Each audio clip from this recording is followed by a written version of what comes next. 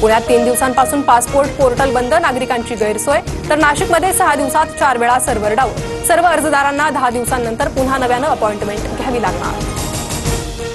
जेजुरीच्या खंडोबा गडाला राज्यस्तरीय स्मारकाचा दर्जा, राज्य सरकारकडून तीर्थक्षेत्र विकास आराखडा मंजूर, 349 कोटीची मंजुरी. नाशिकमध्ये निवृत्त मुख्याध्यापकाकडून पत्नीची गळा दाबून हत्या, पत्नीच्या हत्येनंतर पतीची गळफास घेत आत्महत्या, पत्नीला स्वर्गलोकी पाठवलं, आता तिच्यासोबत जातोय, चिठ्ठीत उल्लेख. लातूरमध्ये मुंबई पोलिसांनीच उघडला ड्रग्ज कारखाना, रोहिणा गावातील पत्र्याच्या शेडमधील कारखान्यावर डीआरआयच्या पथकाकडून छापा, 11 किलो ड्रग्ज जप्त, 5 आरोपींना अटक. सोलापुरात प्रसूती झालेल्या महिलेला स्वतःच खोली स्वच्छता करण्याची वेळ, स्वच्छता कर्मचारीच नसल्यानं प्रसूती झालेल्या महिलेनं पतीसह 8 दिवस रुग्णालयाची स्वच्छता केल्याचा प्रकार समोर.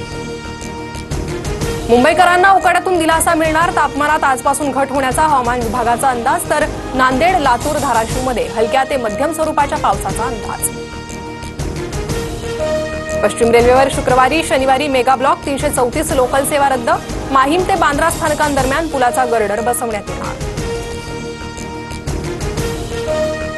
नांदेडमध्ये दुसऱ्या दिवशी वादळी वाऱ्यासह गारांचा पावसानं शेती पिकं जमीनदोस्त. गडचिरोलीच्या भामरागड तालुक्यात गारपिटीमुळे दुर्गम भागातील दूरध्वनी सेवेवर परिणाम. तर सोलापुरातही मोठ्या प्रमाणात पाऊस झाल्यानं शेतात पाणीच पाणी.